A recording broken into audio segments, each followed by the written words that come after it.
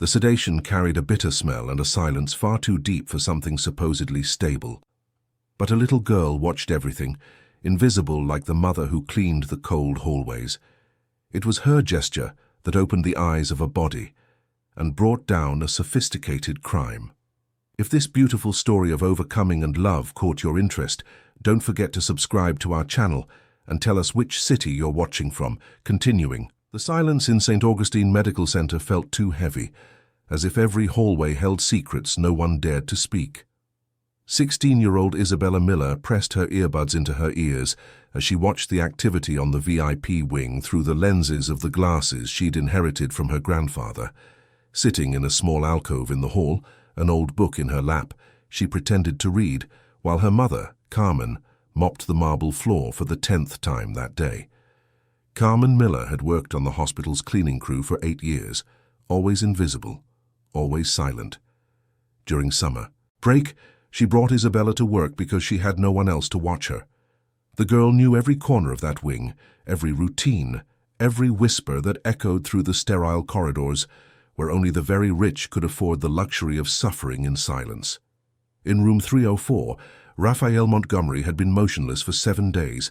At 19, the heir to one of America's largest financial empires was connected to a series of machines that monitored every heartbeat, every mechanical breath.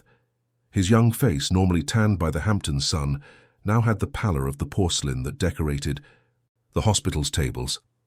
Alexander Montgomery never left his son's side.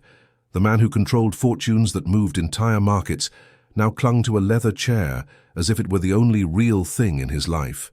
His expensive clothes were wrinkled, his unshaven face a stark contrast to the always impeccable profile featured in business magazines. Isabella watched him talk to Raphael every morning, telling him about the company, about the projects waiting for him, about how everything was ready for when he woke up. Dr. Sebastian Hayes entered the room 3 times a day, always accompanied by a team of specialists who spoke in complex medical terms. Isabella didn't understand the words, but she understood the tone: concern masked by professionalism, uncertainty disguised as technical knowledge. Raphael's coma didn't make sense. The car accident had been serious, but not enough to justify this prolonged state. The head nurse, Patricia Russo, ran the wing with an iron fist. Her grey hair was always in a perfect bun, her uniform immaculate, her eyes unforgiving of the slightest breach of the rules. Isabella felt her gaze like a constant threat, as if her presence were an intrusion to be tolerated only because Carmen was an exemplary employee. It was during one of those quiet afternoons that Isabella noticed something strange. An elegant man, about 50, entered the room every day at 3 o'clock sharp. Edward Montgomery, Alexander's younger brother, would arrive bearing expensive flowers, imported chocolates, and a smile that never reached his eyes. The medical staff treated him with a deference that went beyond professional respect. Isabella watched as, after each of Edward's visits, the medical team would discreetly adjust Raphael's medications, always with the justification of maintaining stability, even when the monitors showed no change at all. It was a subtle pattern, almost imperceptible, but Isabella had been trained by her grandfather, a former paramedic, to notice exactly these kinds of inconsistencies. "Patterns never lie, sweetie," her grandfather used to say when she was little. "People can make up any story, but the patterns always tell the truth." That afternoon, while Carmen was cleaning the hallway near the nurses' station, Isabella pretended to be asleep so she could better overhear a conversation between Patricia and one of the younger nurses. "The new vial arrived this morning," Patricia whispered. "Remember, only our team administers this medication. Don't let the on-call staff touch." "But why all the secrecy? It's just a sedative," the young nurse asked. "Doctor's orders are doctor's orders. Don't question them," Patricia replied coldly. Isabella opened her eyes just a crack, enough to see Patricia place a small vial in a separate cabinet, away from the other medications. Something about the gesture conveyed urgency, as if she were hiding something important. When Carmen finished her work, and they were getting ready to leave, Isabella asked to use the restroom. She took the opportunity to walk past the nurses' station and noticed a strange smell coming from the trash can in room 304. It was a bitter, almost unnoticeable odor, mixed with the sweet scent of hospital disinfectants. She had smelled it before, years ago, when her grandfather showed her different types of medications during his first aid lessons.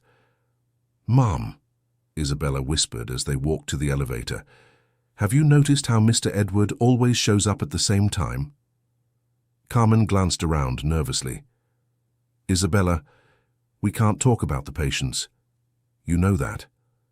"I know, but—" Isabella hesitated, trying to find the right words. "Do you remember what Grandpa used to say about patterns?" Carmen stopped walking. Isabella's grandfather had been a paramedic for decades, saving lives in emergencies where seconds made the difference. He had trained Isabella since she was a child to observe details, to notice when something wasn't right. Carmen knew her daughter had developed an almost medical intuition for suspicious situations. "What did you notice?" Carmen asked, her voice low. "Every time he visits, they change something in the treatment, and there's a weird smell in the room afterward." Carmen felt a chill.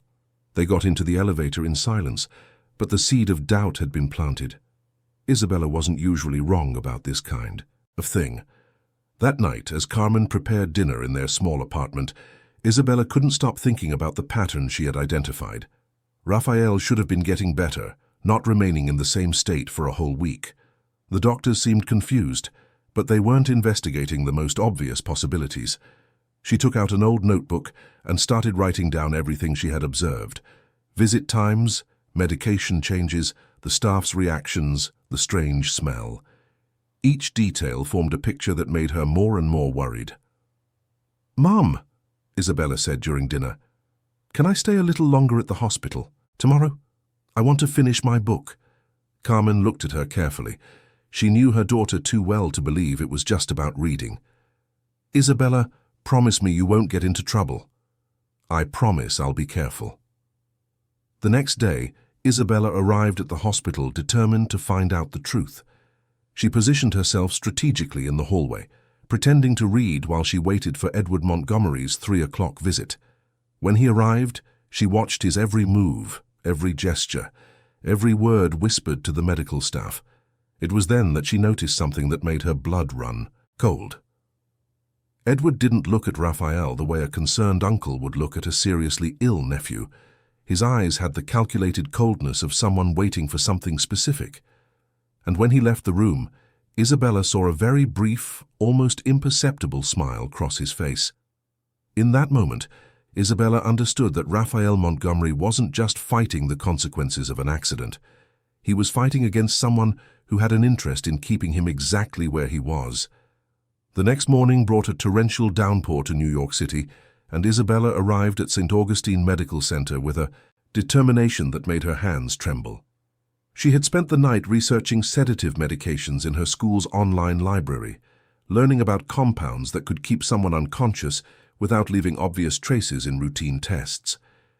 Carmen noticed her daughter's tension as they walked through the corridors to the VIP wing. "Isabella, you're very quiet today. Is something wrong?"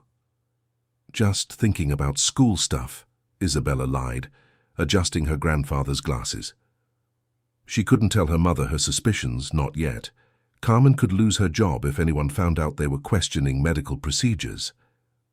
The first sign that something was different came when they reached the nurse's station.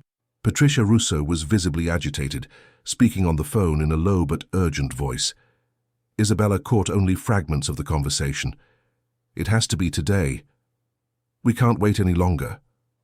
The situation is getting complicated." Dr. Hayes rushed past them, carrying a thick file. His usually calm features showed clear signs of stress. Isabella pretended to tie her sneaker so she could get a better look as he entered Raphael's room.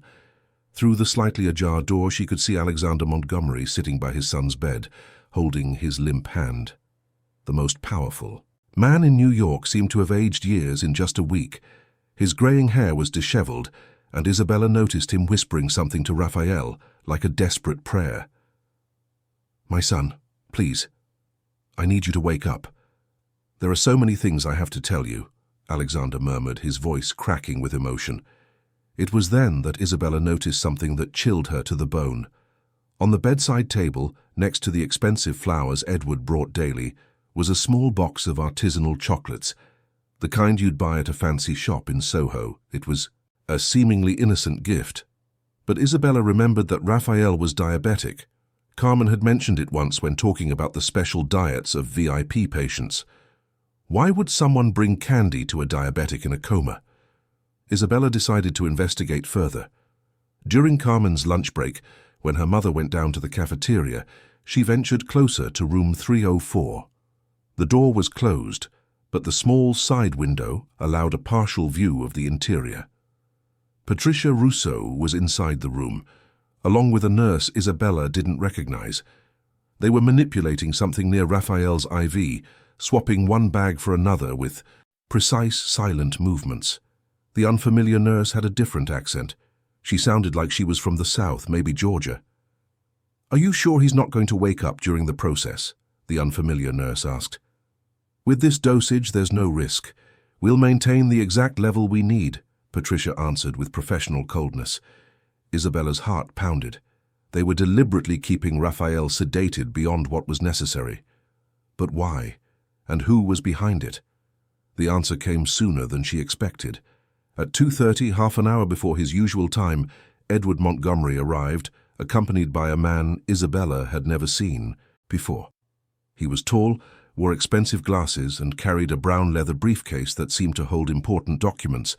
Isabella hid behind a marble column and watched the two men talk in low voices near the elevator. "The papers are ready," the unknown man said. "We just need him to remain unconscious for a few more weeks until all the transfers are processed." "And after?" Edward asked, his voice laced with an anxiety he was trying to hide. "Afterward, it will be a normal medical case. No one will be able to prove a thing." Isabella felt sick. They were talking about transfers, probably of money or property. Edward was using Raphael's condition to gain access to the family's finances, and the implication of afterward was terrifying. When the two men entered Raphael's room, Isabella noticed that Alexander wasn't there. Patricia had conveniently suggested he go down for some fresh air at that exact moment. Everything was being orchestrated with surgical precision. Isabella knew she needed concrete proof, but she also knew she was treading on dangerous ground. She decided to try a risky approach. She waited until Edward and the mysterious man left, then pretended to have dropped something near the room's trash can.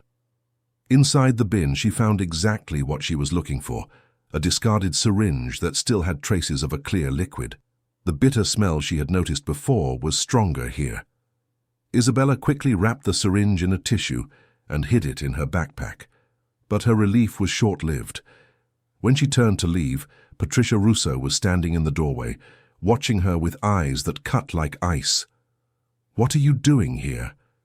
Patricia's voice was low but filled with menace. "Does your mother know you're snooping where you don't belong?" Isabella tried to stay calm, remembering her grandfather's lessons on handling pressure. "I just dropped my pen. I found it." Patricia took a step toward Isabella, her intimidating presence filling the space. "Listen, kid. This hospital isn't a playground. There are very important patients here, and any interference could have serious consequences." The threat was clear. Isabella nodded quickly and left the hallway, but she could feel Patricia's eyes burning into her back. She knew she had crossed a dangerous line, but she also knew she now had a physical clue that could prove her suspicions. When Carmen returned from lunch, she found Isabella visibly shaken. "What's wrong, honey? You're so pale." Isabella struggled to find a way to explain without putting her mother in danger. "Mum, do you trust me?" Carmen frowned, concerned by the seriousness of the question. "Of course I do. Why do you ask?" "I need you to help me with something, but it's going to be dangerous." Carmen stopped cleaning and looked directly at her daughter. She saw the determination in Isabella's eyes, the same expression her father had when facing medical emergencies. Carmen knew her daughter had inherited more than just her grandfather's glasses. "What do you need me to do?" Isabella took a deep breath. "I need you to keep Patricia busy tomorrow at 3 o'clock, and I need you to get me access to the medication log." Carmen felt a shiver of fear. Messing with medical records could cost her not just her job, but could also lead to legal trouble. "Isabella, that's too dangerous. If they catch us—" "Mom," Isabella interrupted, her voice firm but gentle. "Remember when Grandpa told us about the times he had to make tough decisions to save lives? He always said that sometimes doing the right thing is more important than being safe." Carmen looked at her daughter, seeing in her the echoes of the man who had saved hundreds of lives throughout his career. Isabella's grandfather always said that true courage wasn't the absence of fear, but the ability to act in spite of it. "Okay," Carmen finally whispered, "but we have to be very careful." That night, mother and daughter carefully planned their strategy. Carmen would create a situation that required Patricia's attention far from the nurse's station, while Isabella would copy Raphael's medication records from the past few days. But as they planned, neither of them knew that Edward Montgomery had noticed the cleaning lady's daughter's growing interest in his affairs, and that he was already taking steps to ensure that nothing interfered with his plans. The next morning, when they arrived at the hospital, they found a situation that would change everything.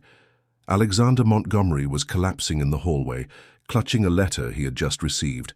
The paper trembled in his hands as tears streamed down his face. Isabella managed to read only one line of the letter before Alexander put it away. "If you want to see your son alive again—" The game had changed completely. Now it wasn't just about money or power, it was about life and death. The letter had turned Alexander Montgomery into a haunted man. From her spot in the hallway, Isabella watched him pace back and forth near his son's room, the crumpled paper in his trembling hands. His skin had taken on a sickly pallor, and his eyes, once determined, now carried the weight of absolute despair. Carmen pretended to organize her cleaning cart near the nurse's station, taking the opportunity to observe the activity. Patricia Russo seemed more tense than usual, constantly checking the clock and whispering urgent instructions to the nurses. Something was about to happen, and all the pieces of the puzzle were moving toward a critical moment. "Mom," Isabella whispered as Carmen passed her, "today is our only chance." "They're nervous about something." Carmen nodded almost imperceptibly. They had agreed on a signal. When Carmen accidentally knocked over a bottle of disinfectant in the opposite hallway, Isabella would have exactly 10 minutes to access the medical files while Patricia dealt with the mess. At 2:45 p.m., 15 minutes before Edward's usual arrival time, something unexpected happened. Alexander confronted Patricia directly at the nurse's station, his voice hoarse with emotion and lack of sleep. "I want a second medical opinion immediately." Patricia maintained her professional expression, but Isabella noticed the stiffness in her shoulders. "Mr. Montgomery, I understand your concern, but Dr. Hayes is the best specialist in the city. Any change in the medical team at this point could be detrimental to Raphael. My son has been in a coma for 8 days with no valid explanation. The tests show no reason for him to remain unconscious," Alexander insisted, getting dangerously close to the edge of his self-control. Isabella got up from her spot, pretending to go to the restroom, but in reality positioning herself where she could better hear the conversation. It was then that she noticed something that made her blood run cold. Edward Montgomery was standing at the end of the hall, watching the argument with a satisfied smirk, as if everything was going exactly as planned. "Mr. Montgomery," Patricia continued in a calming voice, "I understand you're anxious. How about I ask Dr. Hayes to explain the clinical picture again? Sometimes, when we're emotionally involved, it's difficult to process technical information." Alexander was about to reply when his phone buzzed. Isabella saw the color drain completely from his face as he read the message. His hands began to shake so violently that he almost dropped the phone. I need to get some air," he muttered, walking toward the elevator with staggering steps. It was the moment Carmen had been waiting for. With a calculated but seemingly accidental move, she bumped into the cart near the opposite hallway, knocking over several bottles of cleaning supplies that clattered loudly across the floor. "Oh my goodness, I'm so clumsy," Carmen exclaimed, immediately starting to pick up the bottles. Patricia sighed with irritation and hurried over to manage the situation, calling 2 nurses to help with the cleanup. We need to clean this up immediately. The smell could bother the patients. Isabella waited until they were all busy, then moved silently toward the nurse's station. Her heart was beating so hard she was afraid someone might hear it. The medical files were on a computer that was rarely left unlocked, but Patricia's rush to deal with the mess had worked in their favor. The screen showed Raphael Montgomery's chart. Isabella quickly took pictures of the pages with her old phone, focusing especially on the section of administered medications. What she saw confirmed her worst suspicions. The sedative doses listed didn't match what she had observed being given. Someone was altering the records, but it was on the next page that she found something even more disturbing. There was a medical authorization dated 3 days prior, signed by Alexander himself, allowing medication adjustments as needed for stabilization. The signature looked legitimate, but Isabella clearly remembered that Alexander had been at the hospital that day, constantly questioning the doctors about every decision. When could he have signed such a broad authorization? Isabella continued snapping pictures quickly, but she stopped when she found a document that shouldn't have been in the medical chart. A temporary power of attorney, giving Edward Montgomery the authority to make financial decisions on Raphael's behalf during his incapacitation. The document was dated just 2 days after the accident, when Raphael was still stable and the doctors were expressing optimism about his recovery. "What the hell are you doing?" Isabella froze. Edward Montgomery's voice came from directly behind her, laced with a coldness that made his words cut like blades. She turned slowly, meeting his dark eyes fixed on her. The pretense of the concerned uncle was gone. There was only the cold calculation of a man who had been caught. I just wanted to see—" Isabella tried to invent an excuse, but her voice betrayed her fear. Edward took a step toward her, his presence filling the small space behind the counter. "Just wanted to see what exactly?" "My nephew's medical records are none of your business, little girl." Isabella could hear Carmen still dealing with the mess down the hall, unaware of the danger her daughter was in. Patricia and the other nurses were too busy to notice what was happening at the station. "I know what you've been doing," Edward continued, his voice low but threatening. "Watching, listening, sticking your nose where it doesn't belong. Do you really think a girl like you can interfere in matters you don't understand?" Isabella felt the syringe she had found the day before burning in her backpack, like evidence of Edward's guilt. But now, alone with him, she realized just how vulnerable she really was. No one would believe the word of a teenager, the cleaning lady's daughter, against a respected member of the Montgomery family. "I don't know what you're talking about," Isabella lied, trying to keep her voice steady. Edward smiled, but the gesture held no warmth. "Of course you do, and I'm going to explain exactly what's going to happen now. You're going to forget everything you think you saw. Your mother is going to keep her much-needed job, and you two are going to go back to being invisible, as you should be." He leaned closer, and Isabella could smell his expensive cologne, mixed with something that smelled like medicine. "Because if you don't, well, accidents happen, especially to people who work in hospitals. A spilled cleaning product in the wrong place, an unexpected fall down the stairs. There are so many ways for someone to get hurt in an environment like this." The threat was clear and terrifying. Isabella understood she wasn't just dealing with financial fraud, but with someone willing to hurt innocent people to protect his interests. It was then that she noticed something Edward hadn't. Reflected in the black screen of a turned-off monitor behind him, Isabella could see Patricia approaching quickly. The head nurse had finished dealing with the spill and was returning to her post. Edward followed. Isabella's gaze and turned, immediately shifting his posture back to that of a concerned uncle. "Ah, Patricia, I found this young lady here. It seems she's a bit lost." Patricia looked from Edward to Isabella, her eyes narrowing with suspicion. "What were you doing here, kid?" Isabella took a deep breath, remembering her grandfather's lessons about staying calm under pressure. "My mom asked me to come ask if you needed anything else for the cleanup." It was a weak lie, but it was the only thing she could think of. Patricia didn't seem convinced, but Edward's presence complicated things. She couldn't be openly hostile to an employee's daughter in front of a family member. "In the future, you speak to me directly," Patricia said coldly. "You have no business being back here unsupervised." Isabella nodded quickly and started to walk away, but Edward stopped her with a firm hand on her shoulder. "Wait, young lady, what's your name?" His grip was too tight, painful. Isabella understood that he wanted to know exactly who she was, probably to make any future accident easier. "Isabella," she answered reluctantly. "Isabella," Edward repeated, as if memorizing the name. "A very pretty name." "I hope you'll be very careful walking through these halls, Isabella.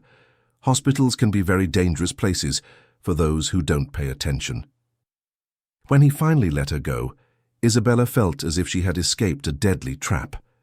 She walked quickly toward Carmen, who had finished the cleanup and was waiting for her with a worried expression. "Did you get what you needed?" Carmen whispered. Isabella nodded, but her mind was racing. She had the evidence she needed, but now Edward knew she was investigating. And worse, she had seen something in the documents that completely changed her understanding of the situation. The power of attorney had been signed 2 days after the accident, but Edward had been acting as if he had authority from day one. That meant he had planned all of this long before Raphael's accident. What terrified her was the obvious implication. What if Raphael's accident hadn't really been an accident? That night Isabella couldn't sleep. Edward's words echoed in her mind, a threat hanging over her head like a sword. Carmen was restless too, pacing the small living room of their apartment, as Isabella showed her the photos she'd managed to take of the medicals. "Files. Honey, this is much more serious than we thought," Carmen murmured, studying the images on her daughter's old phone. "If they're really manipulating the medication—" "It's not just that, Mom," Isabella interrupted, pointing to the photo of the power of attorney. "Look at the date. Edward got legal authority 2 days after the accident, but he's been acting like he's been in control from the beginning." Carmen felt a chill. "Are you thinking that maybe it wasn't an accident?" Isabella finished the sentence neither of them wanted to say out loud. The two fell silent for a moment, absorbing the magnitude of what they had discovered. If Isabella was right, they weren't just dealing with medical fraud, but with something far more sinister. "We have to tell someone," Carmen said finally. "But who? Edward has influence, money, connections." Isabella took her phone back and started scrolling through the photos. "Wait, there's something here I didn't notice before." In the photo of the power of attorney, there was a small handwritten note in the margin, almost imperceptible. Isabella zoomed in as much as she could on the old phone. The words were hard to read, but she managed to decipher them. "Confirm with AM, urgent, Dr. Evans." "Dr. Evans," Isabella repeated. "That's not Dr. Hayes who's taking care of Raphael." Carmen frowned. "No. Dr. Hayes has been in charge for a week. I've never heard of any Dr. Evans on the team." Isabella felt a spark of hope. Maybe he's someone who can help us, someone Alexander trusts, but who Edward hasn't been able to corrupt yet. The next day, Isabella arrived at the hospital with a clear mission: find out who Dr. Evans was and if he could be the ally they needed. But as they entered the VIP wing, they realized something had drastically changed overnight. There were private security guards positioned discreetly in the hallway, men in dark suits who pretended to read newspapers, but whose eyes watched every move. Patricia Russo was more rigid than ever, giving orders to the nurses in a low, urgent voice. "What's going on?" Carmen asked one of the older nurses, who had always been kind to her. "I don't know exactly," the nurse whispered, looking around nervously. "But they said there are new security measures. No one can enter the area without specific authorization." Isabella's stomach tightened. Edward was taking steps to isolate Raphael even more. But why? What had changed?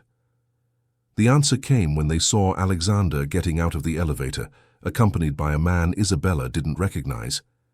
He was younger than Dr. Hayes, had dark hair and carried a different medical bag.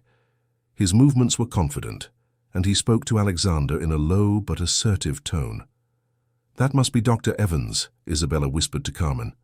They watched the two men head directly to Raphael's room, completely ignoring Patricia, who tried to intercept them. "Mr. Montgomery, any change in the medical team? Must be coordinated with—" "Dr. Evans is my trusted personal physician," Alexander interrupted, his voice carrying an authority he hadn't shown in days. "He's going to conduct an independent evaluation of my son." Patricia was visibly flustered. "But Dr. Hayes will give me a full report of everything that has been administered to Raphael," Alexander said firmly. "Every medication, every dose, every procedure, immediately." Isabella saw Patricia exchange nervous glances with one of the nurses. It was obvious that Dr. Evans's arrival was unexpected and was causing panic among the team that had been manipulating Raphael's treatment. Throughout the morning, Isabella observed a series of suspicious movements. Edward arrived earlier than usual, but he didn't go directly to Raphael's room. Instead, he had a long, tense conversation with Patricia at the end of the hallway. Isabella couldn't hear the words, but their body language conveyed urgency and concern. After their talk, Patricia disappeared for almost an hour. When she returned, she was carrying a new box of medication that she put in the special cabinet with more haste than usual. "Something's going to happen today," Isabella whispered to Carmen during their lunch break. "They're too nervous." Carmen nodded, her own anxiety growing. "Maybe we should leave early today. If Edward did what you suspect—" "I can't leave now," Isabella interrupted. "If Dr. Evans is really trying to help, he might need the evidence we have." It was then that Isabella made the riskiest decision of her life. During the afternoon, while Carmen was busy on another floor, she approached Raphael's room. Dr. Evans was inside, carefully examining the equipment and records, while Alexander watched anxiously. Isabella knocked lightly on the ajar door. "Excuse me, Dr. Evans." Both men turned, surprised. Alexander looked like he was about to send her away when Dr. Evans gestured for her to come closer. "Yes? How can I help you?" Isabella took a deep breath, remembering her grandfather's lessons on courage. "I think you need to see this." She took out her phone and showed him the pictures she had taken of the medical files. Dr. Evans examined them with growing attention, his face becoming more serious with each image. "Where did you get this?" he asked, but his tone wasn't accusatory. It was that of someone who was finally seeing confirmation of his own suspicions. "I've been watching," Isabella answered simply. "The doses don't match what's recorded, and there are medications that shouldn't be administered." Alexander came closer, looking at the photos over Dr. Evans's shoulder.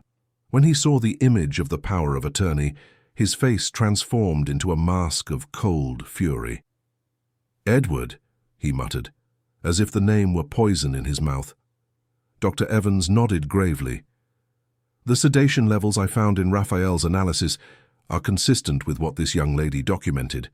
Someone has been deliberately keeping your son unconscious." At that moment, the door swung open abruptly. Edward entered with Patricia and two of the security guards. Isabella had noticed in the hall. His expression was that of someone who had decided he no longer had time for subtleties. "Alexander, we need to talk. In private." Dr. Evans stood between Edward and Alexander. "I think any conversation you have can include medical witnesses." Edward looked directly at Isabella, and she saw in his eyes that he had reached the end of his patience with her interference. "This girl shouldn't be here. In fact," he gestured to the guards, "I think she and her mother have caused enough trouble." One of the guards took a step toward Isabella, but Dr. Evans stopped him with a firm gesture. "Wait, this young lady may have saved Raphael's life. Her observations are consistent with my medical findings." Edward laughed, but the sound held no humor.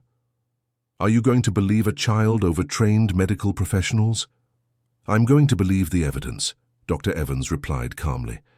"And the evidence suggests that Raphael has been the victim of systematic poisoning." The silence that followed was deafening. Edward looked from Dr. Evans to Alexander, calculating his options. Isabella could see the gears turning in his mind, trying to find a way out of a situation that was rapidly spiraling out of his control. It was then that Patricia stepped forward, holding a syringe filled with a clear liquid.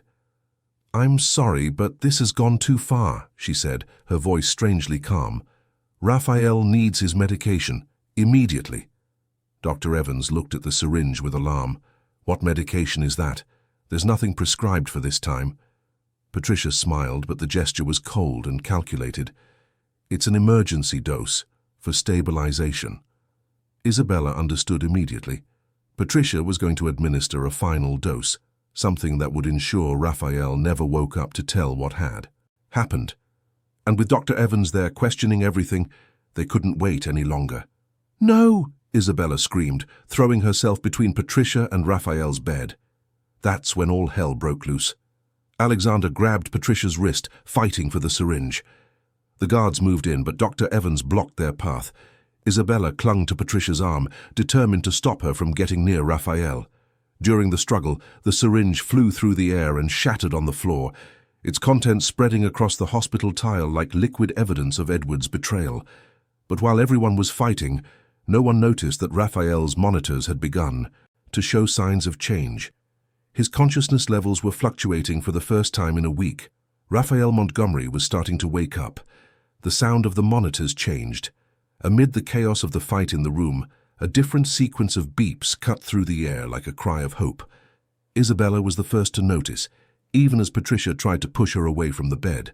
The patterns her grandfather had taught her to recognize were there. Raphael was responding. "Look at the monitors," Isabella shouted, pointing to the screens that showed brain activity that hadn't existed a week ago. Dr. Evans immediately let go of the guard he was trying to restrain and rushed to the equipment. His eyes widened when he saw the readings. "He's responding. Alexander, your son is waking up." Alexander froze mid-struggle with Patricia, his face transformed by a mix of hope and despair that made his hands tremble. "Is it true?" Edward strode toward the monitors, as if he could will the numbers to change just by looking at them. His face had lost all pretense of familial concern. Now it showed only the panic of someone whose plans were falling apart. "It's just a temporary fluctuation," Edward said quickly. "These patients sometimes show random activity." But his words were cut off as Raphael made a low sound, a groan that came from somewhere deep inside, like someone fighting to emerge from an artificial sleep. His fingers twitched slightly, and his eyelids fluttered with the effort to open. Dr. Evans moved to the bedside, carefully checking Raphael's pupils with a small penlight. "The sedation is wearing off. I need to immediately reduce any non-essential medication." Patricia tried to interfere. "You can't change the treatment without consulting the primary team." "The primary team has been poisoning this patient," Dr. Evans cut in, his voice filled with medical authority. "And as a licensed physician, I have an obligation to save his life." It was then that Edward made the decision that would change everything. With a discreet gesture to his guards, he whispered something Isabella couldn't hear, but she saw their reaction. The two men positioned themselves strategically between the door and where Alexander, Dr. Evans, and she stood. "Brother," Edward said to Alexander, his voice taking on a completely different tone, colder, more final, "there are things you don't understand. Things that go beyond Raphael." Alexander turned to Edward, and for the first time since Isabella had known him, his eyes showed something other than pain. They showed fury. "What don't I understand, Edward? That you've been keeping my son in a coma to steal his inheritance?" Edward laughed, but the sound was bitter. "The inheritance was always mine by right. Raphael is weak, impulsive. He would have destroyed everything our father built. That was my decision to make, not yours." "Your decisions nearly ruined the company 3 times, Edward retorted coldly. "When Dad died, I should have inherited. But he was blinded by his affection for your golden boy." Isabella watched the confrontation between the brothers, but her attention was split between them and Raphael, who continued to show increasing signs of consciousness. She noticed his hands were moving more frequently now, and his breathing was becoming less mechanical. Dr. Evans used the distraction of the family argument to discreetly begin adjusting Raphael's medications, reducing the sedative doses that were keeping the young man unconscious.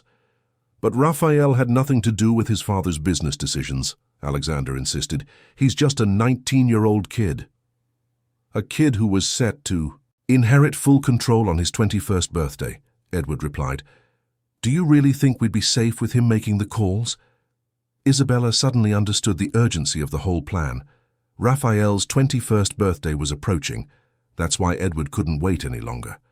That's why the threats had escalated, why Patricia had been willing to administer a final dose. "His birthday is next week," Isabella murmured, more to herself than to anyone else. But Edward heard her. His eyes snapped to her with an intensity that made Isabella flinch. "Very observant little girl. Yes, Raphael's birthday is in 6 days, and if he's unable to be present to claim his inheritance." Edward left the sentence hanging, but the implication was clear. Dr. Evans stopped fiddling with the equipment and looked directly at Edward. "You're admitting that you've been trying to kill your own nephew."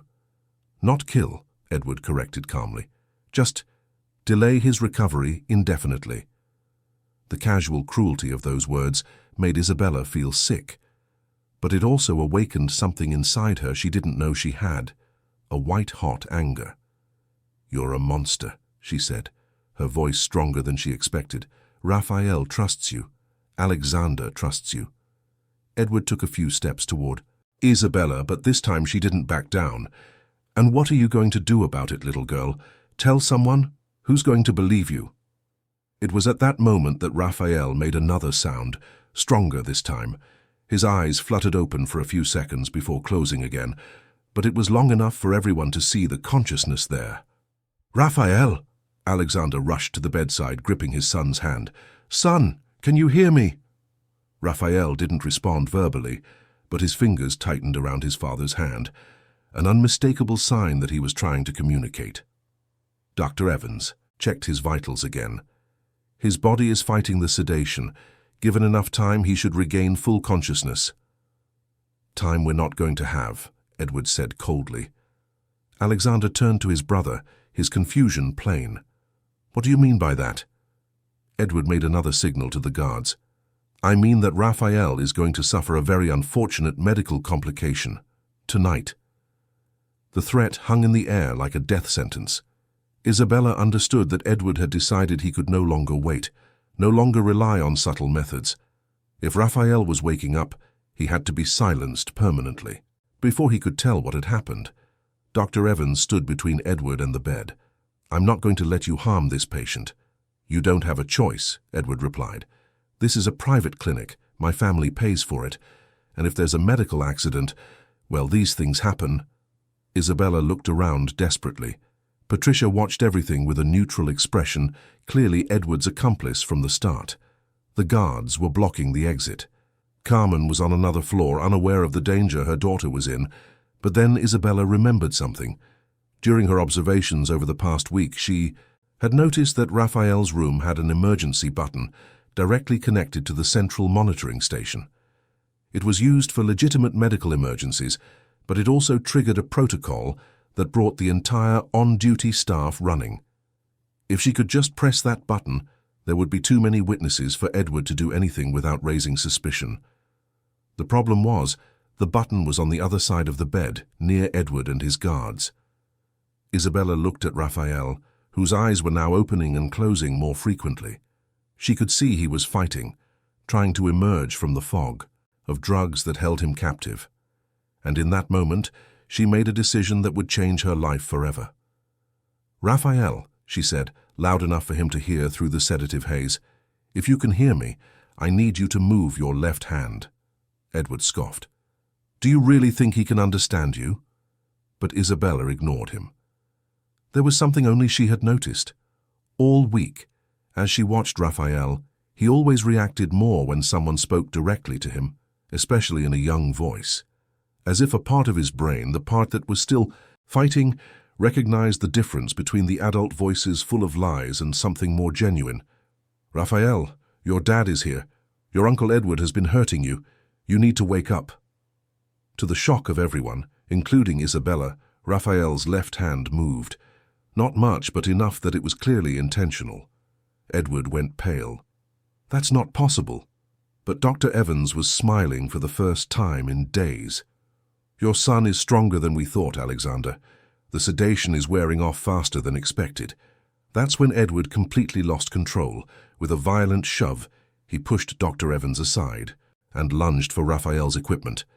"If he won't sleep naturally, then we'll make sure he sleeps permanently." But Isabella was ready. The moment Edward moved, she scrambled over the bed and slammed the emergency button with all her strength. Immediately, alarms began to blare throughout the hospital. The alarms cut through the air like battle sirens, echoing through the halls of St. Augustine Medical Center, with an urgency that made Isabella's heart pound even harder. Within seconds, hurried footsteps approached room 304, voices shouting medical instructions that mixed with the electronic shriek of the alerts. Edward froze mid-lunge toward Raphael's. Equipment, his face contorted in a mask of fury and panic. The guards looked to him for instructions, but for the first time since Isabella had known him, Edward Montgomery seemed to have lost control of the situation. "Damn it!" he hissed, glaring at Isabella with a hatred so intense she felt it could burn her. "You stupid girl! You have no idea what you've done." Dr. Evans used the confusion to position himself directly beside Raphael's bed, quickly checking his vitals as the young man continued to show increasing signs of consciousness. "His pulse is stronger," he murmured to Alexander. "He's really waking up." The door burst open, and a full team of doctors and nurses flooded the room, led by Dr. Hayes, whose face showed a mixture of confusion and professional concern. "What's going on in here?"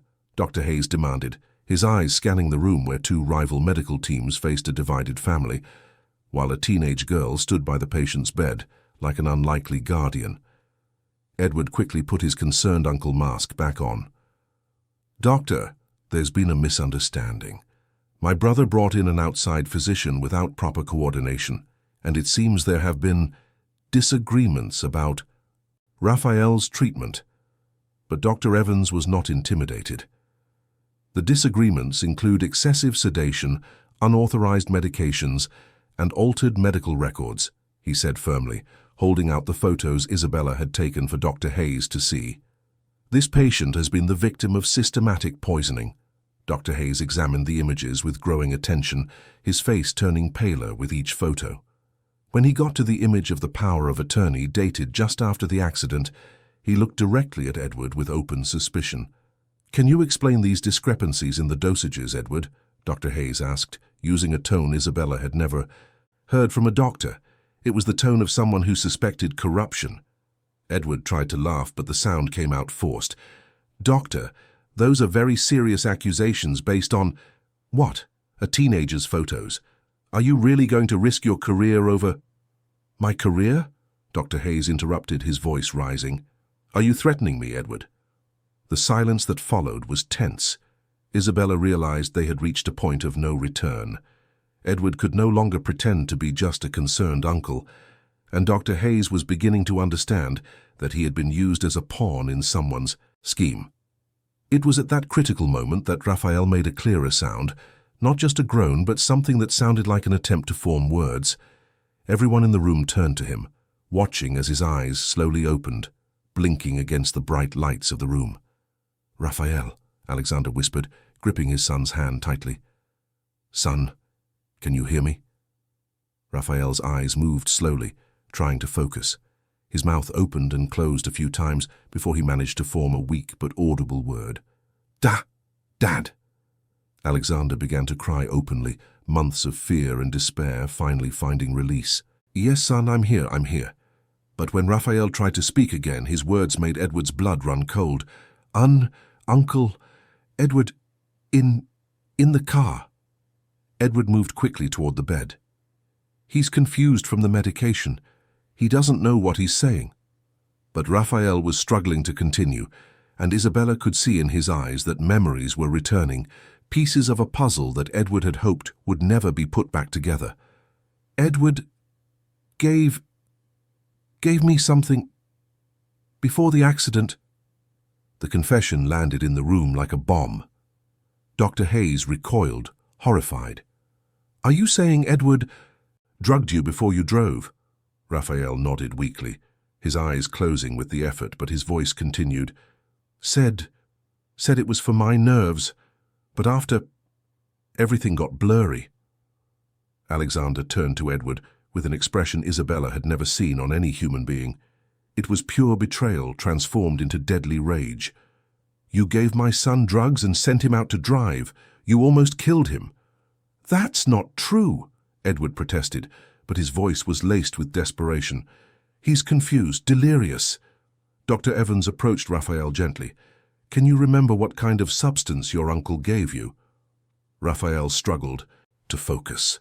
Small white pills. I said they were vitamins, but I felt weird, sleepy but agitated. Dr. Hayes looked at Edward with growing horror. Benzodiazepines. You gave him benzos before he got behind the wheel? The accusation hung in the air like poison. Isabella knew little about medicine, but she had heard her grandfather talk about how certain drugs could impair reflexes and judgment, especially when mixed with alcohol or other substances. Edward was losing ground fast.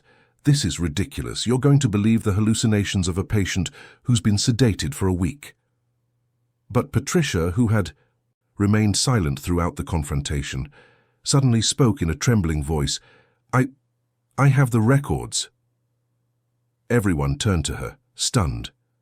Patricia seemed to have aged years in minutes, her professional posture crumbling under the weight of her guilt. Edward asked me to alter the records, she continued, her voice barely a whisper, but I kept copies of the originals, just in case.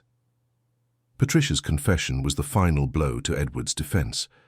Dr. Hayes immediately ordered the private security guards removed from the room and had the rest of the medical team begin a full evaluation of Raphael. I'm calling. The authorities, Dr. Hayes announced, pulling out his phone. This is attempted murder. Edward made one last desperate move. Wait, Alexander. Think about what this means for the company, for the family. If this goes public... I don't give a damn about the company, Alexander exploded. You almost killed my son.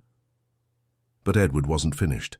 His eyes turned to Isabella with a malice that made her shrink back. And what about her? A kid who's been spying, illegally taking pictures of private medical records. Who's to say she didn't fabricate evidence? Isabella felt the world spin. Edward was trying to make her the villain, to turn her courage into a crime.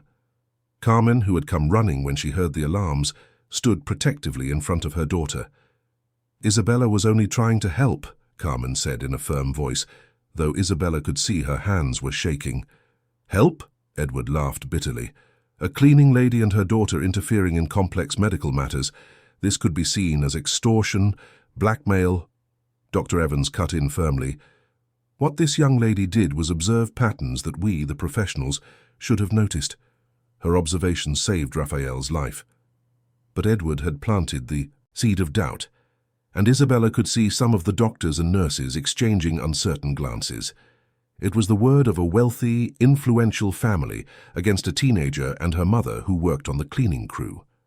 It was then that Raphael, mustering a strength Isabella didn't know he possessed, spoke more clearly than he had since waking up.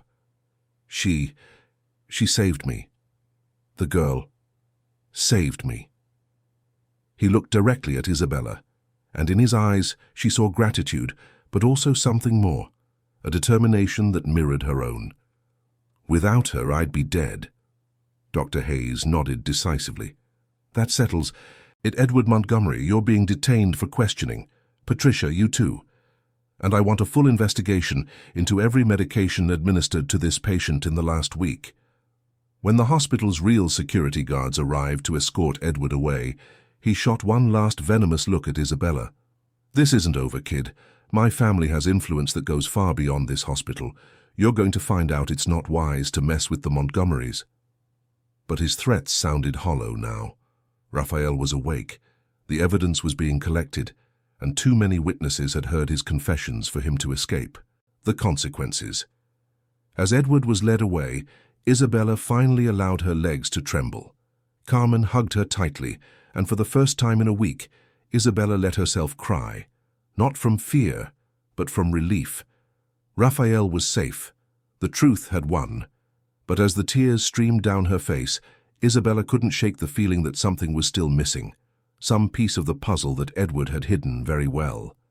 And when Dr. Evans began to review all the medications Raphael had received, his expression grew darker and darker, as if he were discovering something that went beyond, even, what they had imagined. Alexander, he said finally, his voice carrying a gravity that silenced the room. We need to talk. In private. about what they were really giving your son. The private conversation between Dr. Evans and Alexander lasted nearly an hour, but Isabella could see through the glass door of the meeting room that something terrible was being revealed.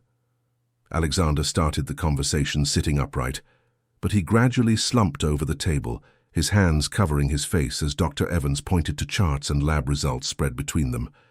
Carmen stood beside Isabella in the hallway, both waiting, anxiously while Raphael slept a natural sleep for the first time in a week.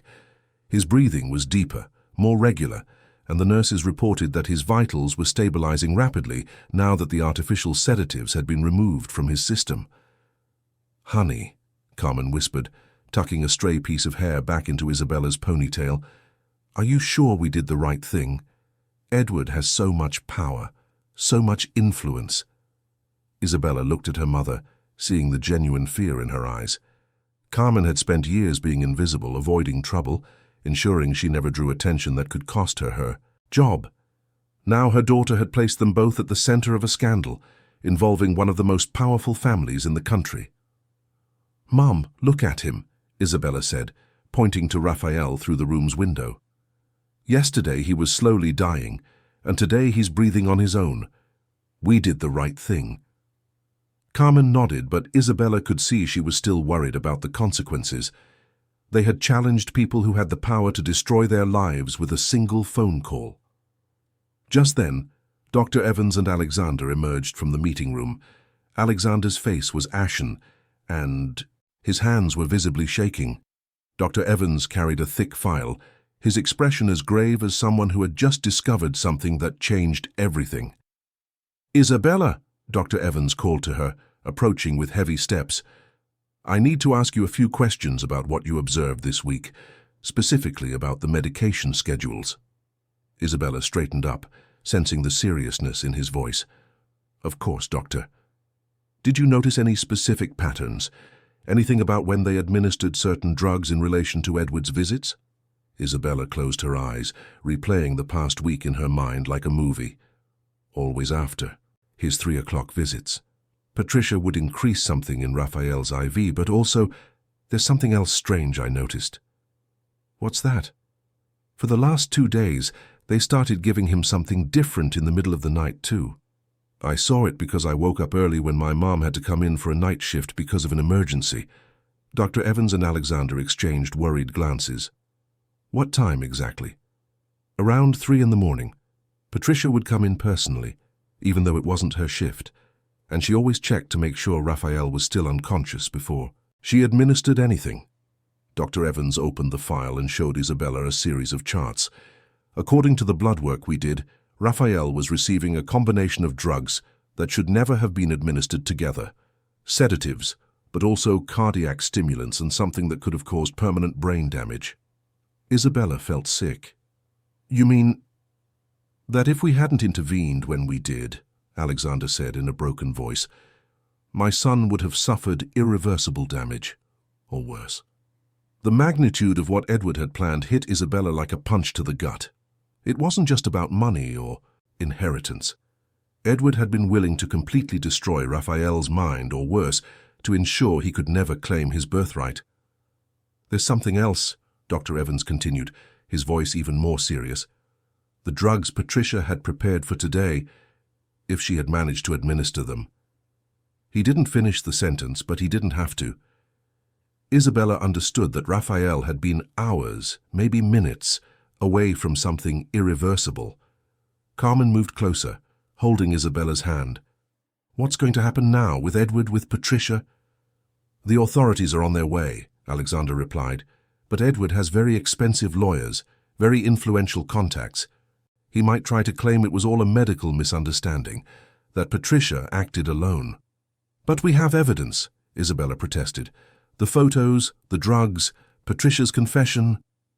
"Evidence that could be challenged in court," Dr. Evans said gently. "Edward is going to hire the best lawyers money can buy. They'll try to discredit everything we have." Isabella felt her world tilt. After everything they had been through, all the courage it had taken to expose the truth, Edward could still get away with it. Just then, a weak but clear voice came from Raphael's room. "Dad, where are you?" Everyone turned to see Raphael trying to sit up in bed, his eyes clearer than they had been in a week. Dr. Evans rushed to check his vitals while Alexander moved to the bedside.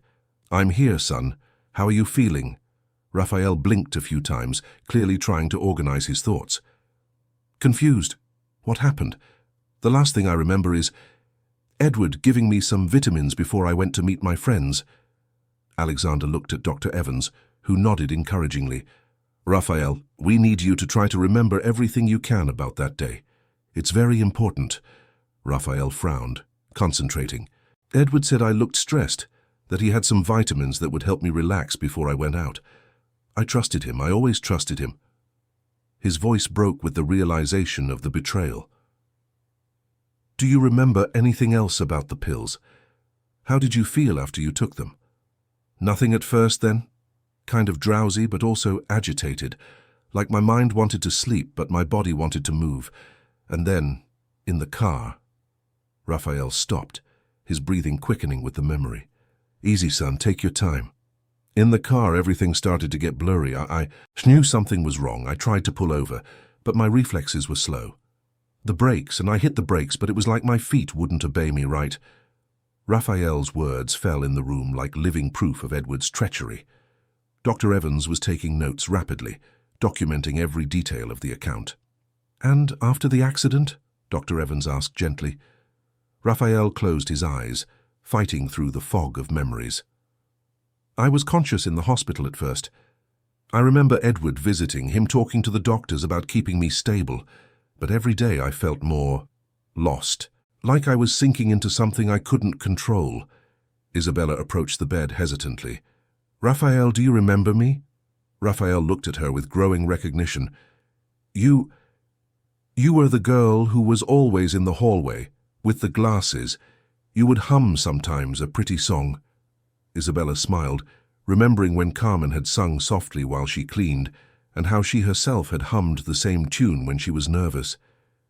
"Did that song help you fight your way back?" "I think so," Raphael said slowly. "It was like a thread pulling me back when I just wanted to think, like someone was calling my name from far away." Alexander looked at Isabella with tears in his eyes. "I don't know how to thank you, Isabella. Without you, I would have lost my son forever." But the gratitude was cut short when Dr. Evans received a call on his cell phone. His expression grew increasingly grim as he spoke. "I understand. Yes. Are you sure? All right. Thanks for the heads up." When he hung up, everyone in the room was watching him anxiously. "What happened?" Alexander asked. Dr. Evans hesitated before answering. "Edward was released on bail an hour ago. His lawyers argued there wasn't enough evidence to hold him, and the judge agreed." Isabella felt as if the floor had dropped out from under her. "You mean he's free?" "Temporarily," Dr. Evans said, but his voice was laced with worry. "And there's more. Patricia was also released, and there are reports that both of them were seen leaving the courthouse together." Carmen gripped Isabella's hand tighter. "What does that mean?" Alexander moved to the window, looking down at the parking lot below.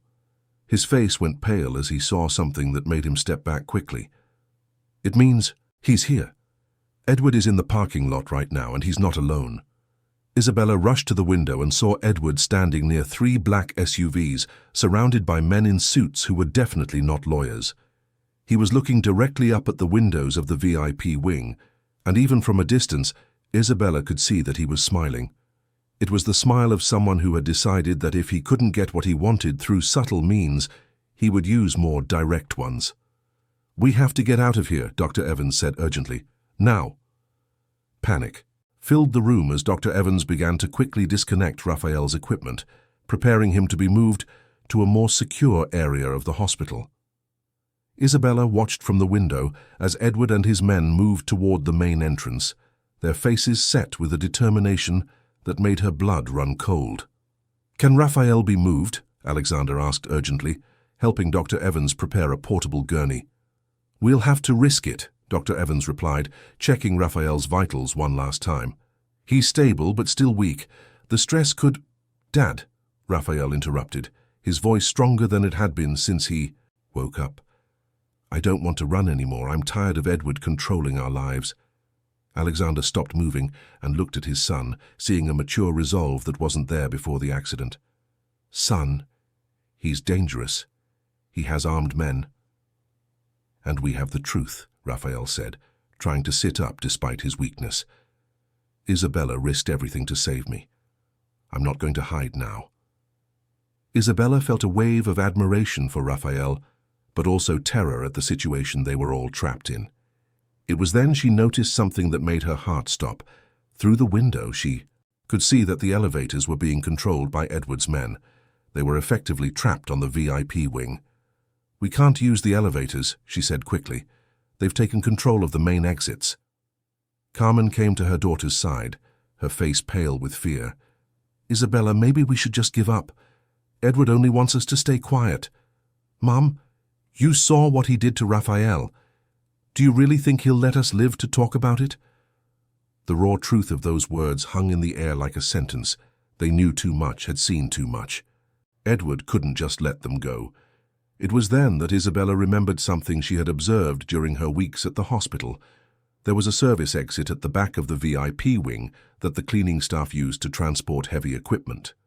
It was discreet, rarely monitored, and connected directly to the employee parking lot. I know a way out, she said quickly. But we have to move now, before they find out where we are. Dr. Evans finished preparing Raphael for transport. Can you lead the way? Isabella nodded, but as they headed for the door, they heard voices in the hallway, men's voices, speaking in low, urgent tones. Edward and his men had reached their floor. Where is my nephew? Edward's voice echoed down the hall, laced with false authority. I need to see him immediately. Isabella recognized the on-duty nurse's voice, answering nervously, Mr. Montgomery, the patient is being examined by specialists. I don't care about specialists. I want to see Raphael now. Isabella silently motioned for the group to move in the opposite direction, toward the service exit only the staff knew about. Carmen pushed Raphael's gurney while Alexander and Dr. Evans flanked the sides, all of them trying to move as quietly as possible. But as they neared the service exit, Isabella realized something was wrong.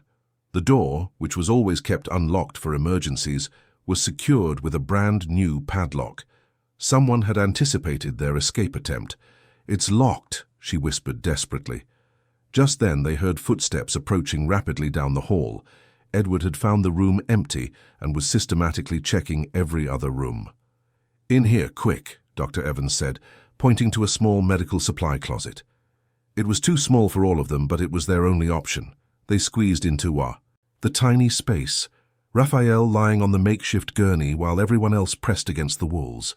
Isabella could hear her own heart pounding so loudly she was sure Edward could hear it through the door. The footsteps stopped right outside the supply closet. The doorknob began to turn slowly. Isabella closed her eyes, bracing for the inevitable, when she heard something that made her snap them open. The sound of multiple sirens rapidly approaching the hospital. Police! Everybody on the ground! The voices came from several directions at once, echoing through the halls of the VIP wing like an army. Isabella heard shouting, running, and the unmistakable sound of handcuffs clicking shut. Dr. Evans cautiously opened the closet door and peeked out, his face lit up with relief. It's the FBI, a full-scale raid. They slowly emerged from the closet to find the hallway filled with federal agents, escorting Edward and his men away in handcuffs. Edward looked like he had aged years in minutes, his arrogance completely shattered. A man in a suit approached them, clearly a high-ranking officer. Mr. Alexander Montgomery. Yes, that's me. Agent David Carter, FBI. We received an anonymous tip 3 days ago about suspicious activity on this wing of the hospital. We've been investigating discreetly. Isabella looked quizzically at Dr. Evans, who smiled for the first time in days. When I reviewed Raphael's medications yesterday, I immediately contacted the federal authorities, he explained. The drugs they were using can only be obtained through very specific channels that leave a paper trail. Agent Carter continued. Our investigation revealed that Edward Montgomery has been using the hospital as a front for a much larger operation. Money laundering through fake medical treatments, insurance fraud, and... He paused, looking at Isabella. Attempted murder. What do you mean, a larger operation? Alexander asked. Edward wasn't just trying to steal Raphael's inheritance, the agent explained. He was using your company to launder money from various illegal sources. Raphael's incapacitation was just one part of a much bigger scheme. Isabella felt as if all the pieces of the puzzle were finally falling into place.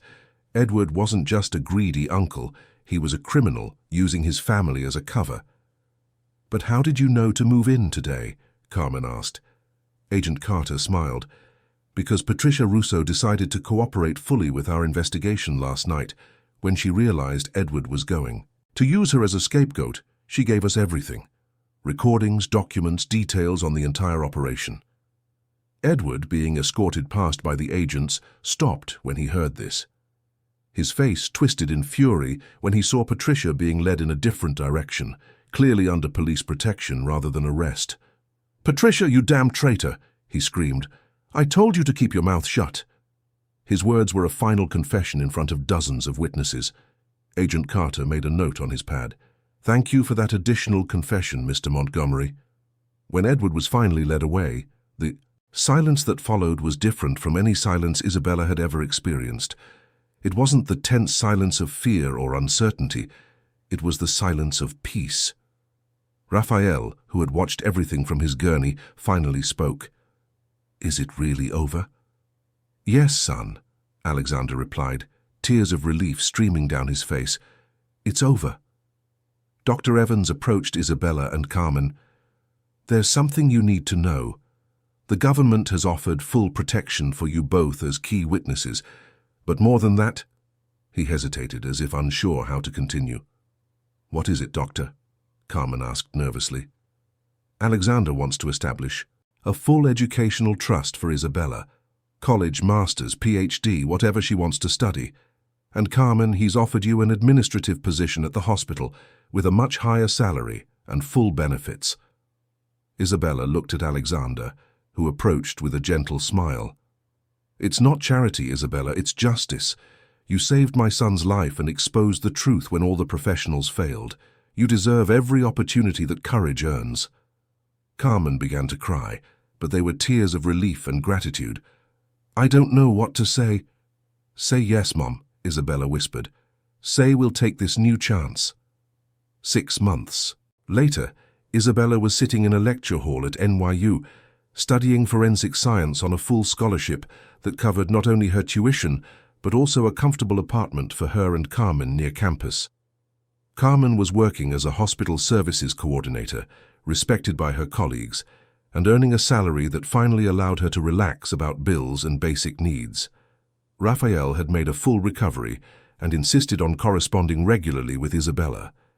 He had decided to major in business administration, determined to rebuild the family company on an ethical foundation that honored his grandfather's memory.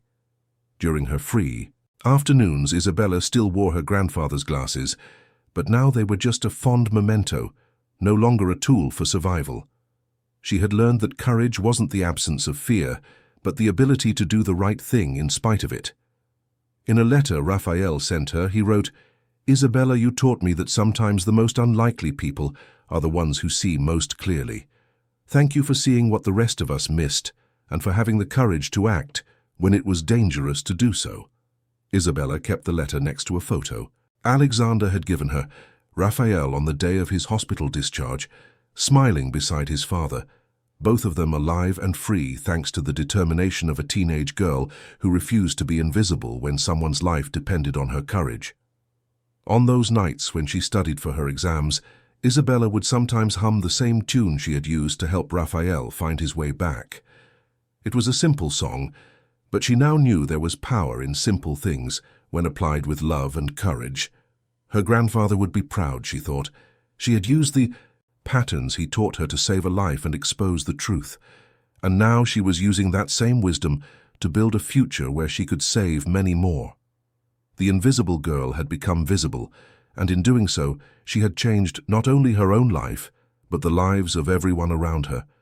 As her grandfather always said, "Patterns never lie, sweetie, and the courage to act on what you see, that's the difference between living and just surviving."